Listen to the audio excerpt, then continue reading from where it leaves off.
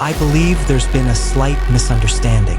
This suite was clearly meant for someone with a legacy status, not someone who looks like they're here to restock the minibar.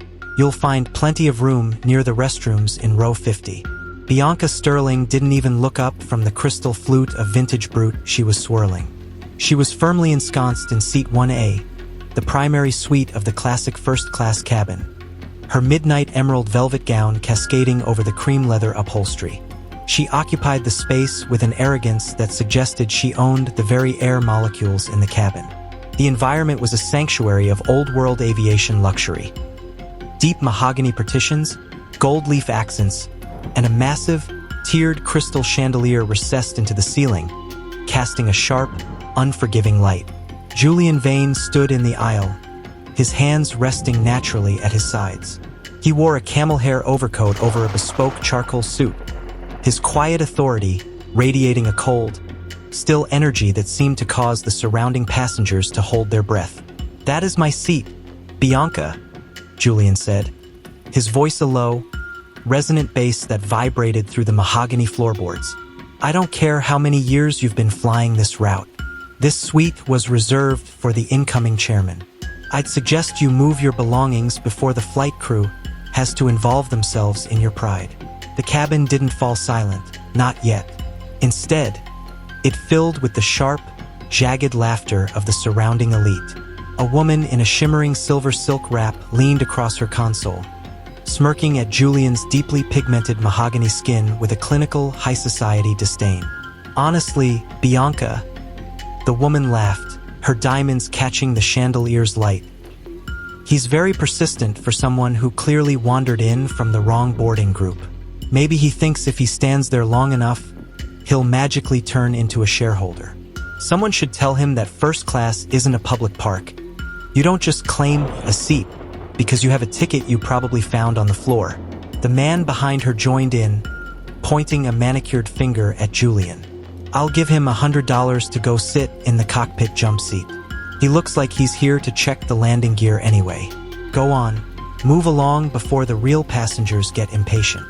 12 people in the background were ostensibly minding their business, sipping cognac or adjusting their silk eye masks, but 8 others were acting as active witnesses, leaning into the aisle to catch every second of the humiliation with judgmental grins. "Thanks for the support. We couldn't do this without you. Subscribe for free to help us keep bringing you more stories. Where are you watching from? Drop your city and country in the comments." Now, back to the story. Bianca Sterling finally looked up, her expression one of vicious, unposed mockery. She reached out and mockingly flicked a stray piece of lint off Julian's lapel, a condescending gesture of pure disrespect that made the witnesses howl with laughter. "Listen, sir," Bianca hissed, her voice dripping with artificial sweetness. "This isn't your neighborhood. This is a private carrier. I've flown this route for 15 years, and I've never seen your face. You're a guest at best, and a nuisance at worst. Now, be a good lad and find a corner in the back before I have the captain explain the no loitering policy to you in handcuffs." The laughter in the cabin was a physical weight, thick with the smell of expensive perfume and entitlement. Julian didn't flinch. He didn't raise his voice. He looked at the woman's hand on his coat, then looked at the mahogany bulkhead where the airline's crest was engraved. "You've flown this route for 15 years, Bianca?" Julian whispered, the coldness in his tone causing the laughter to falter. "But you forgot one detail. You don't own the seat because you sit in it. You own it because you pay for the maintenance of the engines. And as of 60 seconds ago, your family's credit line with this carrier has been permanently severed. You aren't sitting in 1A. You're sitting in an asset that I just repossessed." He didn't move. He didn't shout. He simply looked toward the front of the cabin as the lead flight attendant, followed by the airline's chief operating officer, burst through the curtain with faces of absolute, white-knuckled panic. The heavy mahogany partition separating the galley from the first-class cabin didn't just slide open. It was thrown back with such violent force that the brass tracks shrieked, a sound like a blade sharpening against stone. The chief operating officer of the airline, Arthur Sterling, stumbled into the aisle, his face a ghostly, translucent white that made his expensive tan look like a cheap mask. He wasn't looking at the passengers, and he certainly wasn't looking at Bianca. He walked straight to Julian Vane, stopped exactly 3 paces away, and bowed so low his forehead nearly touched the mahogany armrest of seat 1A. "Mr. Vane?" Arthur's voice cracked, a jagged sound that sent an immediate ripple of unease through the cabin. "The emergency board meeting has just concluded. The hostile acquisition of Skyline Elite by your private equity group is officially finalized. You are now the sole owner of this aircraft, this international route, and the parent company that holds the deed to every hangar we operate. The keys were transferred to your legal team 60 seconds ago." The silence was instantaneous. It wasn't a gradual quiet. It was as if someone had suddenly sucked the pressurized air out of the cabin, leaving everyone gasping in a vacuum.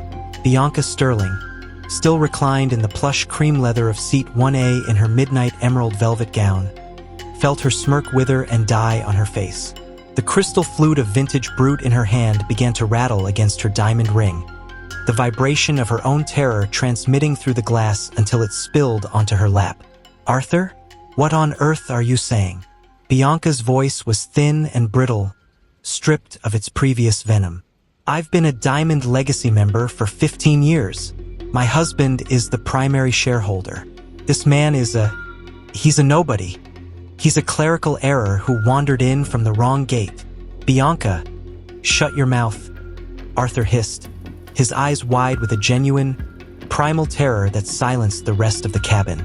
"This nobody just bought the bank that holds the mortgage on your husband's entire logistics firm. He didn't come here for a seat. He came here to sign the liquidation papers that effectively erase your family's credit standing across 3 continents. You aren't just sitting in his seat, Bianca, you're sitting on his personal property.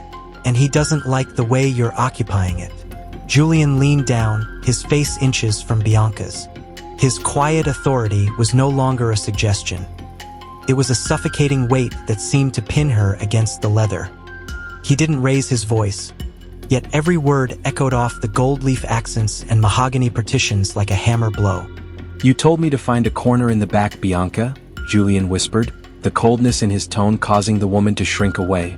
"But I have a much more efficient solution for the weight and balance of my new aircraft. Arthur, trigger the security breach protocol for seat 1A immediately. Mrs. Sterling has created a hostile and discriminatory environment for the chairman. Cancel her return ticket, void her 4 million legacy miles, and place her on the permanent no-fly list for every carrier under the Apex umbrella. She is to be considered a persona non grata in the sky." The onlookers, the same witnesses who had been howling with laughter and mocking Julian's deeply pigmented mahogany skin seconds ago, suddenly looked away as if the sight of him might burn them. The woman in the silver silk wrap began to frantically study her cocktail napkins, her hands shaking so hard she spilled her drink, while the man who had offered $100 for the entertainment tried to sink so deep into his seat he became invisible. "You can't do this," Bianca shrieked, her voice echoing off the massive tiered crystal chandelier as she realized the sheer scale of her mistake. "I am a Sterling. We built this city." "You owned a city built on my credit," Julian replied, his gaze surgical and final. "And I just revoked the lease. Security, please escort this passenger to the jet bridge. She can take a commercial bus back to her estate. I hear the seating there is much more democratic." 2 sky marshals stepped forward, their faces grim and unyielding. They didn't ask her to move, they lifted her by the arms. Bianca's vintage champagne spilled across her velvet dress as she was dragged toward the exit, her screams of protest dying out as the heavy cabin door hissed shut, sealing the silence. Julian sat down in 1A, the undisputed owner of the sky, while the elite of the city sat in terrified, motionless silence around him.